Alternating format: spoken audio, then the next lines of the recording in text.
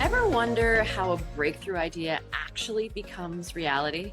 Hi, I'm Susan Lindner, and this is the Innovation Storytellers Show, where I sit down with the change makers behind the world's most inspiring innovations to learn how they did it and the stories that help them make it happen.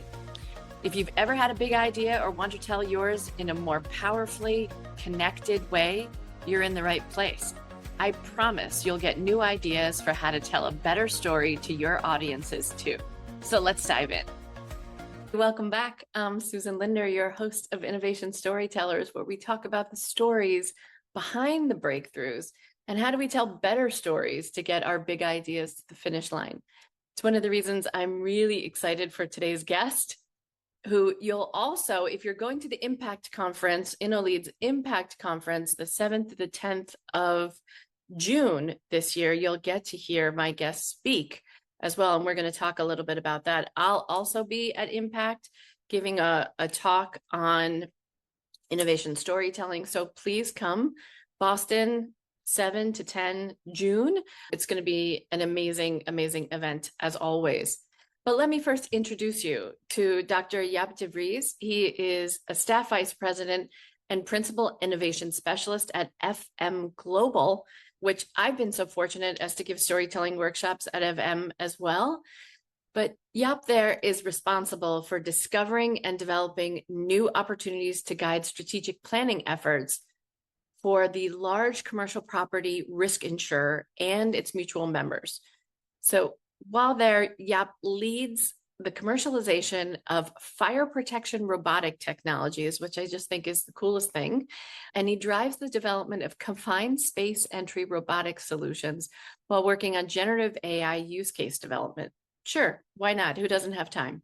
He actively collaborates with startups to create structural digital twins for large asset monitoring and develops AI-based fire protection technologies, including computer vision for fire protection applications. You might ask yourself, okay, I'm not an insurance and I don't have to think about fire protection, but I really want, what I want us to take away from this conversation with Jaap is how do we actually think about risk in a way perhaps that we haven't before? Because risk is the primary, I would say, one of the emotional drivers of innovation. And how much risk are we willing to take? How much risk are we not seeing in the innovations that we're creating? And what does actually fire teach us about risk? You should also know that Jaap holds 2 patents related to smart fire protection, and he's developed virtual reality experiences to enhance fire protection training. His research primarily focused on fire and combustion science, multispectral infrared thermography, and computer vision, including expertise in spherical coordinates. We're getting deep, people. He has led large-scale fire testing programs that have been published in several fire and combustion-related journals.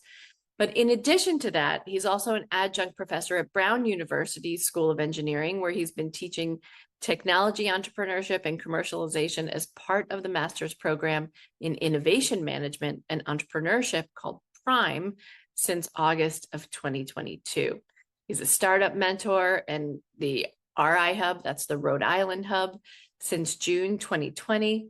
And he supports the infrastructure for Rhode Island's business community by mentoring startups through RI Hub's venture mentoring services, which utilizes the MIT model for mentorship. Dr. Jaap De Vries, can I call you Jaap? Is that okay? We'll just knock off the doctor for now.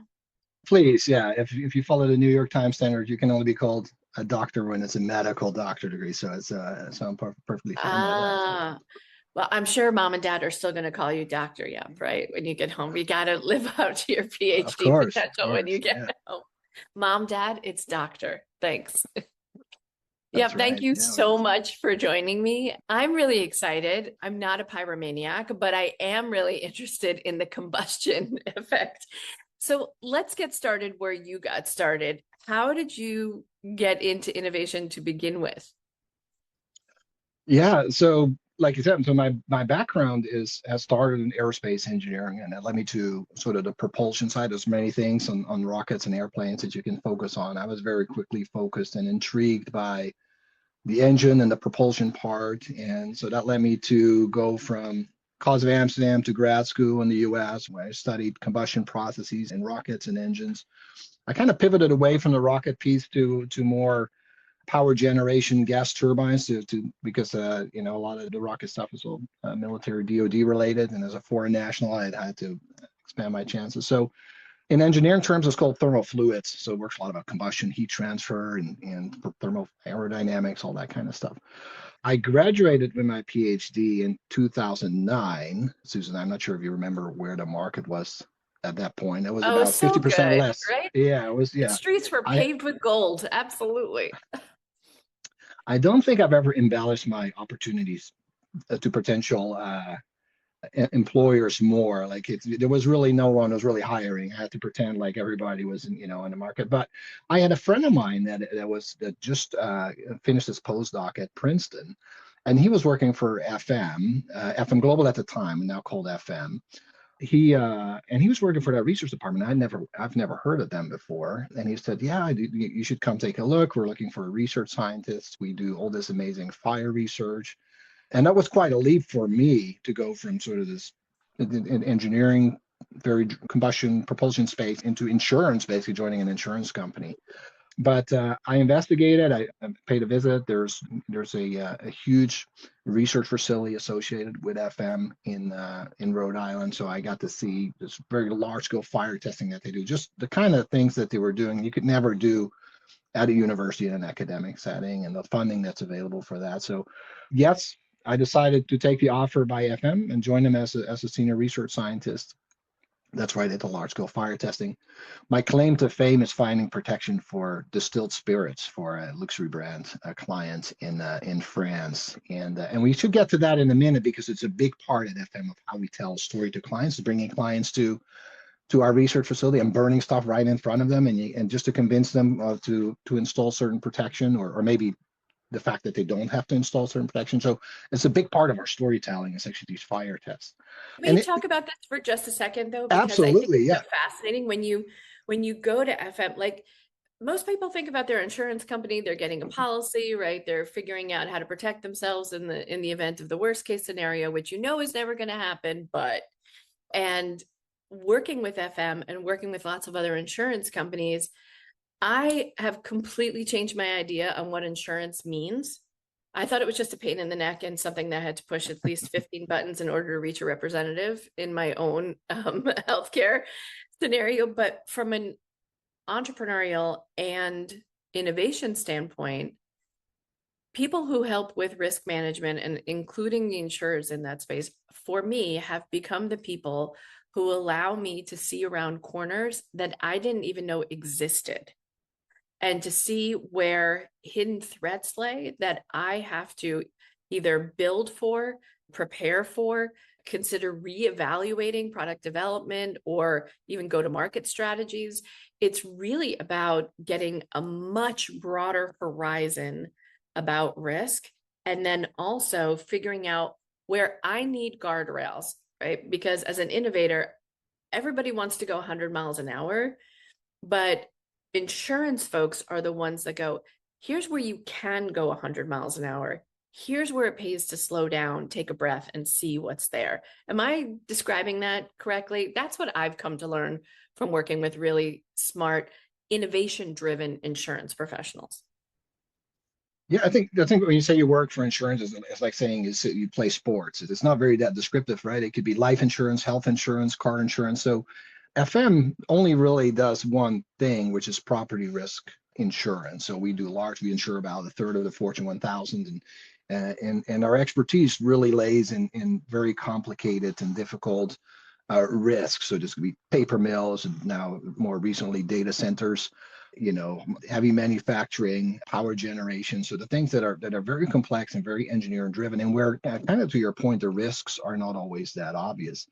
And I think the two other parts of FM, I think that sets it apart from many other insurers, is B, the fact that we are a mutual company. So we are owned by our policyholders, which I really love for an insurance company, because the incentive is always towards your policyholders who pay the premium. So you're not taking premium, turn that into profit, and then pay dividend to third-party shareholders and sort of have a left to right money exchange. The money kind of stays in the loop. So if we have a really good year, we provide membership credits to our policyholders. So if they collectively reduce the risk and there's fewer losses, then they get credit back some of that. So I love that model. And then the third was the engineering part. Like a third of our company are formally engineering trained, including the C-suite, including our CEO.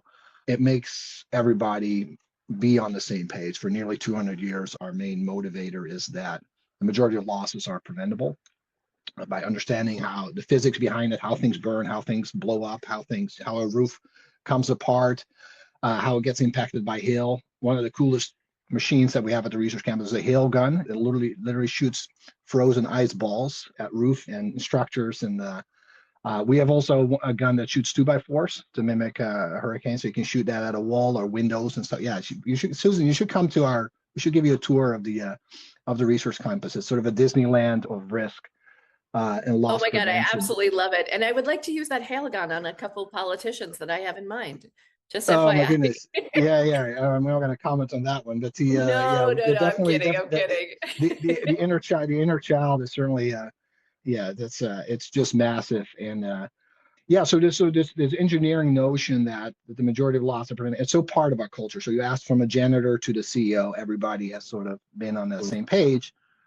And then we're probably going to talk about, then it comes about like, well, how does that model change when the technology around it changes, right? And when the risk changes, and how do you adapt to that and how you innovate around that? But it makes it a lot easier if foundationally, culturally, the company is sort of, all the phases are in the same direction. So, and that I think is a massive benefit for working for a company like FM. So let's talk a little bit about some of the innovations that you've worked on, and the stories that we get to tell behind them. I know the culture coming into FM that people are so dedicated to keeping people safe, keeping things safe. Like, we talk about property, right? But it's not just the structures, it's the folks who are in there too. And the other thing is, I think about insurance now as creating longevity for businesses. Mhm. It's the ability to plan further out than you thought possible, because you operate on different time horizons than just the ever-present risk, right? You're thinking, okay, what shifts over the next 5 to 10 years? What can we really be, if we look at your product roadmap, if we look at what else is coming, what else do we have to plan for, even in technological shifts that are going on? And, when you come from an engineering background, that's also really great, right? Because you're always in a state of kind of perpetual motion and learning new things. So talk to us about some of the innovations that you worked on. I mentioned some of them in your bio, and then how you get people on board with thinking differently about, let's say, fire in a way that they hadn't thought before. Yeah. And those are two very different questions, right? So how do I work and why do I work on the things that I work on, and how has that changed? And then the second part, you're like, how do you drive an idea to value, right? And I would love to get into the Jeffrey Moore's chasm from innovators to early majority, and that gap, and that's really the space that most innovators are in, and the challenging piece. So the projects have changed. So I've been in part of innovation teams. So like I said, I was in research the first 7-8 years at FM, and then I switched. And because I was working with a lot of advanced technologies and infrared, and I was doing working with drones and stuff like that. There was kind of 2017. There were a couple of peak of inflation hyped technologies. It made sense for me to join the innovation team and see if we can make that land.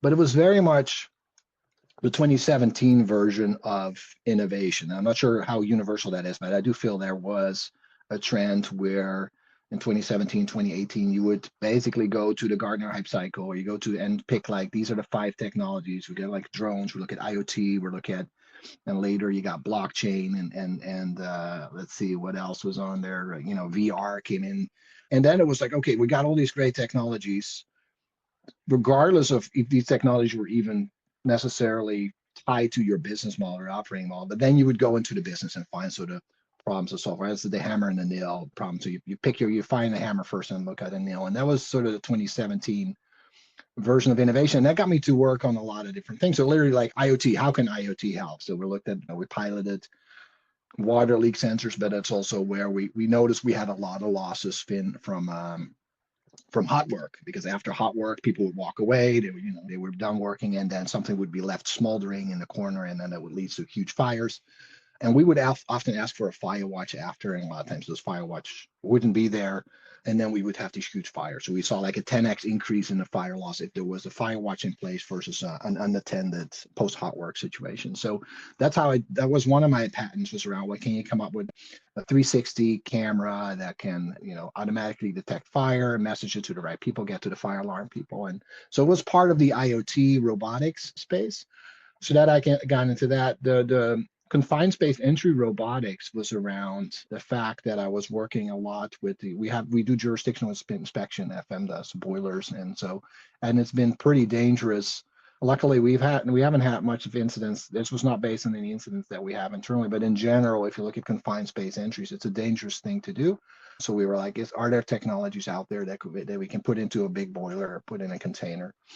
And a pressure vessel, for instance, and that way the people won't have to get in there. So that was one technology that I worked on.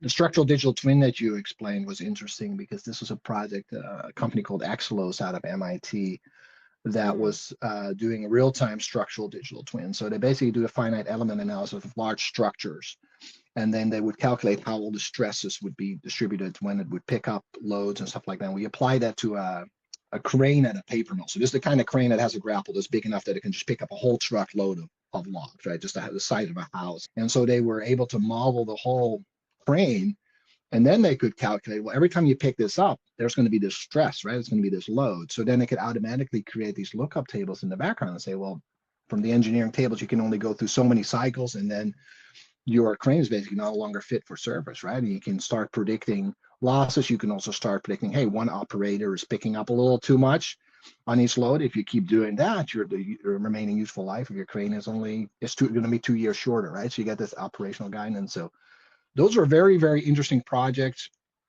Hard technologies, MIT companies. I think more recently we've been getting more connected to the company. We've been solving more modest problems, but more connected. So how can we do remote sensing? How can we use third-party data? How can we accelerate the way we do business? So these are more operational things that, so we kind of steered away from. In the beginning, it was really jumping all these hypes. Then it was some bigger projects where we looked at that. And now more recently, it's more about it's about driving the ideas to values internally, getting the business owner and solving a pain point in the company. So we kind of 7 years, I think we talked about last time, we talked like 7 years innovation that's a lot of dog years or whatever you want to call it. You mentioned the average life cycle or lifespan of an innovation team in a corporate setting, and it's less than 7 years, right? I think you mentioned It's 4. It's 4. Yeah. So we are like ancients by innovation standards at this point. Comparatively, yeah, you're doing great. Comparatively, yeah. Getting people on, when you think about talking to clients, right, after you've done the research, you've gone into this fantastic playroom, right, with hail guns and chucking 2x4s and trying all this out. What is the story that you need to tell your clients in order to get them on board with looking at things through a new perspective? Because I think most of us want to get away with as little additional protection as necessary, because we're not able to see around all of these corners. But tell us a little bit about what that story looks like for some of the clients that you mentioned. Yeah, I think it comes down to I call like the pathway of trust, or the engineering trust chain. And that is that what we recommend to a client is very traceable. And so it starts with the scientific and rigorous testing and validation at our research facility. And then there's a group of subject matter expert engineering that then codifies those into standards, right? So that gets all written up. And then finally, those standards are then being applied by our consultant engineers, of which we have over 1,500 all over the world. They visit client locations, they look at what they see, they look at deficiencies, and now they can apply those standards to that problem. And then if the client asks, we can trace that all the way back to the scientific underpinning. And sometimes the client needs more convincing, and that's when we fly them over and say, well, if you think that your protection is good, then we recreate the situation, we create a protection, and we show them it might not be as good, or we provide our protection. This is more from the fire science, right? We say, on the ignitable liquids, for instance, there was local coast was asking for in-rack sprinklers, which everybody hates because if you have sprinklers inside your racks, the forklifts like knock them out and sprays water everywhere. And so people are not a big fan of them. If you don't need them, sometimes you can't avoid it. But we actually found protection on their 40-foot ceiling that was just ceiling sprinklers only. And we did it right in front of the client, and they were like, okay, we're convinced this works. And now they felt much more confident about the protection, their warehouses in France. So that's kind of how the storytelling works. It's like even if the consultant engineer shows up at client's facility, they can show where the engineering standard says, they can tie it back to loss history, and they can also tie it back to the scientific understanding of that problem. And then if we need more storytelling in your world, right, we can bring the client in and do that in person as well. So we have a lot of tools in the toolbox. Yeah, I feel like engineers always want to get to the product first, right? They want to get to the show me level. But I know from working with lots of engineers that the setup to that story can be so much more impactful and powerful when before you ever show them, is making them crave it, making them want it, so that by the time you actually show it to them, it becomes an inevitability that they can't say no. And I think if engineers get better about the storytelling, and for my engineering friends out there, there's two ways to think about doing that. One is to remind people how far they've come in, let's say, fire technology, right? How far we've come, what it used to look like 20, 30 years ago, and all of the investments in people, in resources, and technologies that have shifted, even how people are being deployed differently to manage those technologies or those risk scenarios. We call that breadcrumbing. That's the ability to look back in order to help people look forward. And you give people, as part of your engineering trust chain, you give people a sense of like, yeah, we did do that. Because the immediate feeling is change is hard, right? Mm-hmm. Even if we know we need it, change is hard because frankly, it's a pain in the ass. It's a pain to have to shift procedure and process and manuals and the way of working, right? So breadcrumbing is really helpful, taking people back to what they've already done and the progress they've made. And the second half is looking forward. And you ask the listener, you ask the client, what would heaven look like? What would the promised land look like if we could make all these issues go away or at least contain them? What would that look like? And in the middle, before you even show them the product, is you get them to co-imagine the story with you about what they would love to see happen. And that also gives the listener and for you a 5-year window into what they crave, what they really want. And then you can build solutions based on their dreams, not just the technologies that you have at your disposal at the moment. So you can co-innovate together. And the response to that is, imagine if we could do that. We will get there one day, but now it's important to take the next right step. And that's the product we're showing you today. That's the scenario we're rolling out today. It's taking heaven. I don't know about for you. For me, it's going to be quite challenging to get into heaven. But that's why if you could do baby steps into this promised land, you get the client on board faster because you've shown them how far they've come. You get to see the big picture. And now you're just helping them take the next right step, which is far less scary than trying to reach the summit of Mount Everest. So just from storytelling techniques, those are some of the ways that you can get people on board before you do the show and tell. You prime them for that. Yeah. Yeah, I think the data is how you earn credibility, but it's really the story that leads to adoption in our case, and that's what we try to drive adoption of these recommendations. And being correct is not always being the same thing as being persuasive, or it's not necessarily sufficient for being persuasive. Yeah. So I think we understand that well. Oh, and again, coming back to the fact that from the leadership on down, we have so many engineers and scientists in leadership roles in every role in the company. So you don't have to necessarily dumb down your story or turn it into put it into MBA terms. But I think I love the breadcrumb things because you do have to build up your line of thinking, a logical thinking. And the nice thing again at FM is that if you do that and you show how things trace back and the logic behind that there's a lot of it's very receptive internally.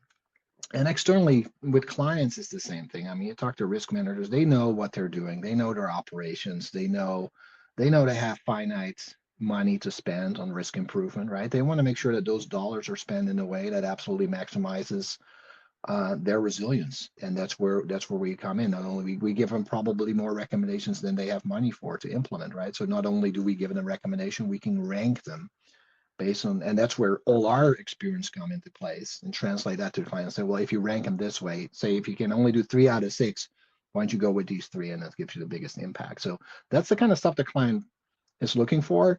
They're looking for, they don't want their building to burn down for a reason that has already happened in a facility that we insure, because they say, they want us to learn from it and transfer that learning to them. It's kind of like the NTSB with airplanes, right? When the airplane crashes, those folks, they're trying to make sure that never happens again for that reason.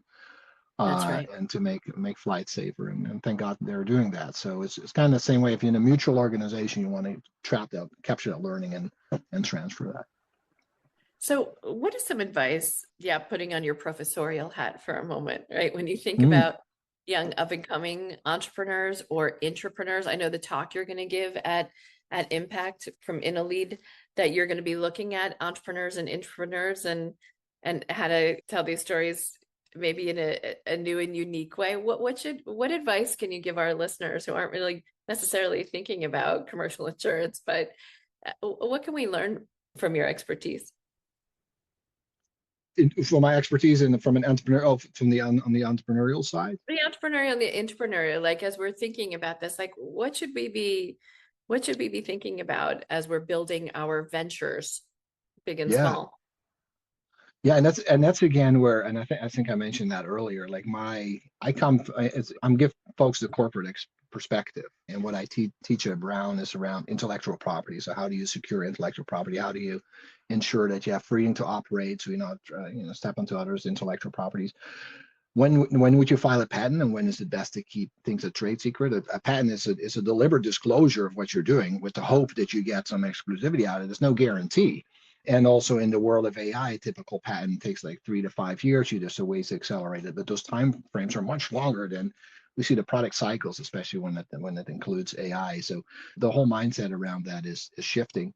One thing I tell my students, whether they go and become entrepreneurs, startups, or even when they start working for a company, is basically 3 things. I'm trying to bucket in 3 things that you need to have to be successful, just historically. And one is like, you got to be able to analyze and understand the problem, and you got to understand that piece, right? That's the analysis part.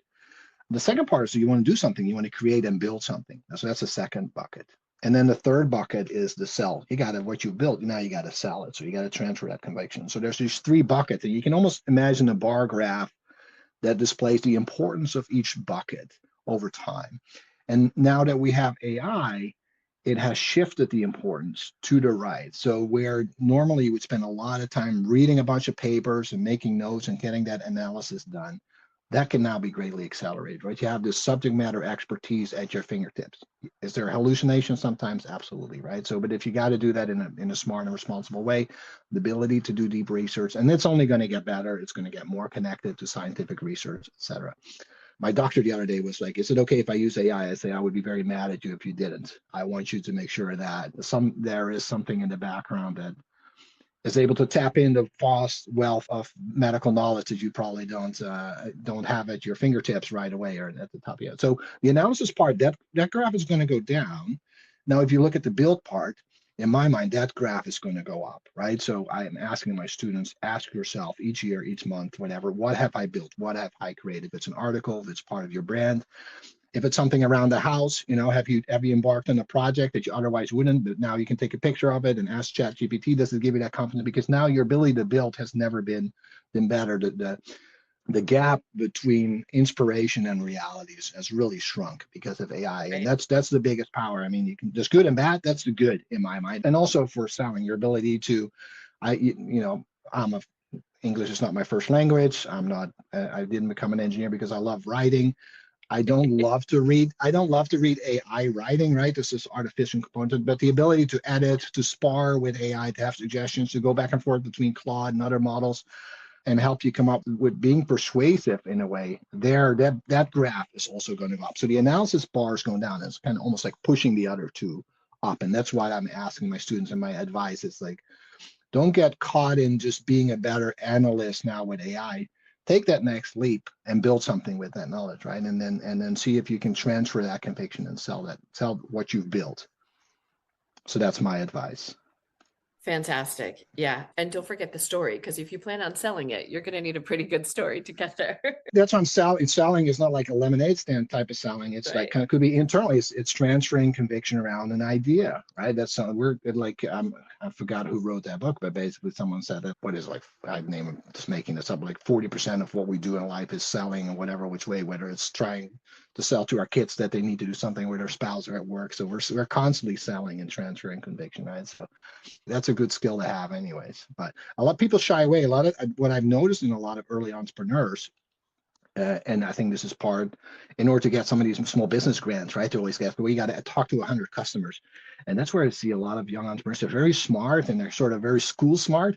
And that's when they get sort of shy, like reaching out, and the fear of rejection is real. And if that can be to the point where you're really not getting the information you want, you're not reaching out, so if you are an entrepreneur, you got to be willing to be rejected constantly every day by customers. And if you're not comfortable with that, then it's going to be a tough road. It is, it's one of the things I'm most grateful for. It was hellish at the time, but overall, I wound up liking it. I was a telemarketer selling home security systems and during the day, and second mortgages over in the evening. And that was, I'm the one interrupting your dinner in high school. That was me. But that level of rejection over and over again, it was just like, what's the worst you're going to do? Hang up on me? Great, let's go.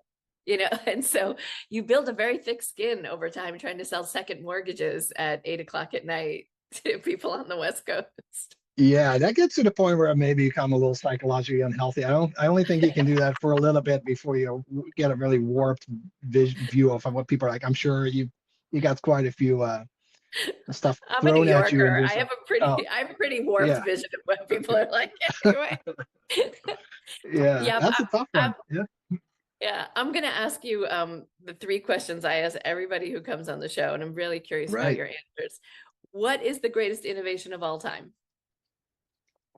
Well, we kind of just covered it, and it's kind of cliche at this point. It's the hail gun, isn't it? It's the hail gun. If it wasn't for the hail gun, maybe I can get you one. Yes. It's like that Elon Musk flamethrower, but maybe his flamethrower against our hail gun. Your hail gun. That'd be great. I do think we live in interesting times, Susan. I think we are around AI. I've been in my class, but also I've been really every week I would bring up is AI a hype? Is it in a bubble or is it not in a bubble? And there's different people that I bring forth to make a case that it's not in a bubble. And I like to listen to like Scott Galloway, an NYU professor, and he kind of talks about it being in a bubble. And then as in Azim Azar, I think it's a Substack, he's having all these 5 different dimensions by which he says, well, it's not in a bubble because look how many tokens they're selling and look at this growth. And it's only, if you think about it, it's only a small part of the economy is actually AI. As if the AI, I mean, we all know that if the AI turns out to be a flop, I don't think it is, but if it turns out to be a flop, that would have huge impact on the economy, right? We're not saying, oh, well, that's just 4% of the economy and that's where the market's going to go down by 4%. No, we would be in a major recession if that were to be the case. So AI right now, one has to say, as however jagged that frontier is, putting us in the most interesting time in many ways. And the question is really, how is that going to change work? How's that going to change society? How's that change the advice I give my kids on what to do for schooling? And and what is hype, right? And what is real? And so that is absolutely the technology. It's almost like it's a bit of in the beginning of the internet age where it's just a lot of excitement and you don't really know what's going to land and what's not. I think a lot of people are kind of waiting for that .com bubble burst that we saw in the early 2000s to something similar to happen. I mean, we've had like a 14 whatever year bull market now, so we were kind of expecting a drawback anyways, and it's like hype over hype and promise after promise, and it's almost like it gets stretched a little bit. So everybody's so it's, would you, if you had, well, let me ask you this. And if you just say you had you inherited a big sum of money, where would you put it in the market right now? that you think is going to grow? Like I'm not a financial advisor anyway, but I honestly wouldn't know where to put that and not being at risk of this bubble to burst. So that is from a society, from a work, from a personal, it's eating a lot of my mental energy goes into that. The question is kind of what is then the second part, right? The second part I think is around the second technology is maybe the opposite of technology. I think we talked about it too. I mean, both the distraction from social media and screens and stuff like that. I'm really hoping for sort of an anti-technology counter revolution to that. Maybe kids are going back to flip phones or kind of revolting against and say, hey, the big tech has kind of stolen our childhood in a sense, right? And hopefully they go back to concert, they go back to social events and and that's so I'm almost having on a personal note and having kids, I'm almost hoping a little bit on the counter technology part too. Yeah, I think Norway is banning screens in schools before 15 or something like that. Like Yeah, yeah. every marker of learning has dropped dramatically globally based on the Oh amount of yeah. screen time. So we haven't seen changes even in the schools that have stopped using phones in class, but it's also because the teachers are doing everything. Like I've heard like, okay, kids get their phones taken away from them, but everything the teacher is requesting of them means the homework has to go back to going back on the screen when they get home. And so there has to be like a recalibration.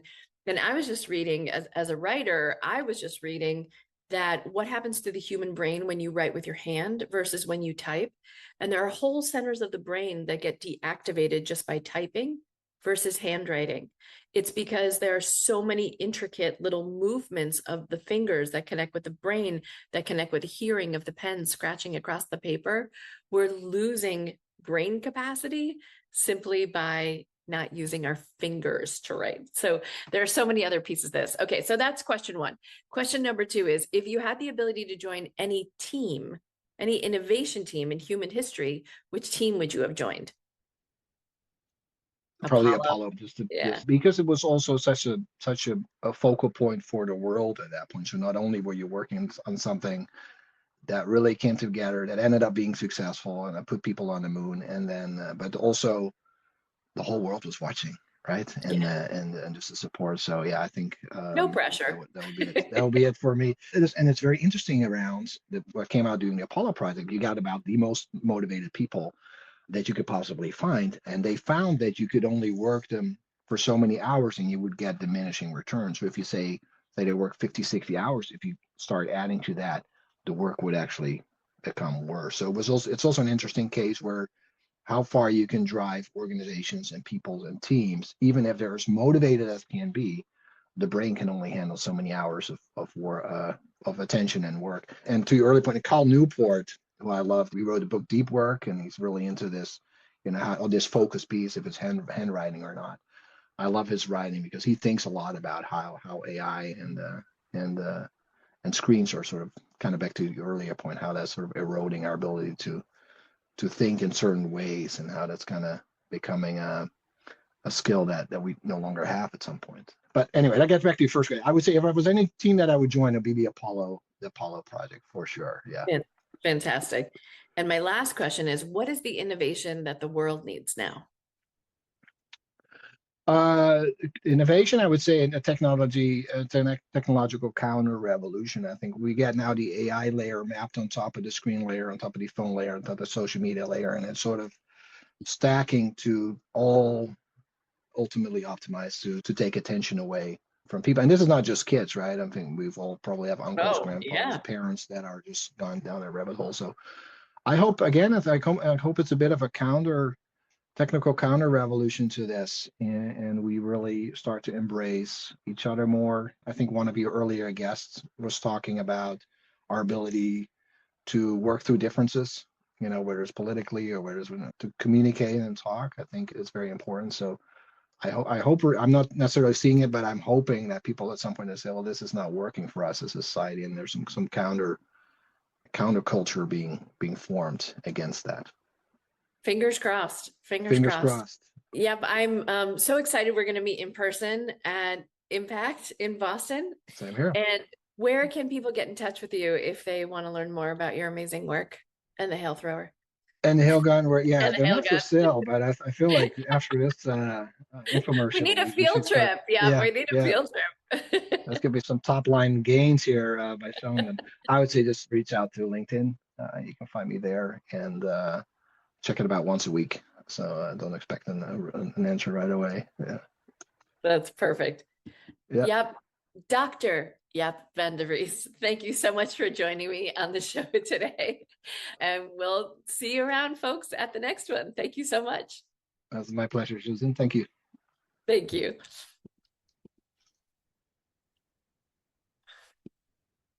I truly hope you enjoyed today's conversation. If you did, be sure to like, follow, and subscribe so you never miss the next story that could inspire your own. And if you want to learn more about me or how I can help you and your team to become master storytellers to get your big idea to its finish line, head over to innovationstorytellers.com and schedule a call with me.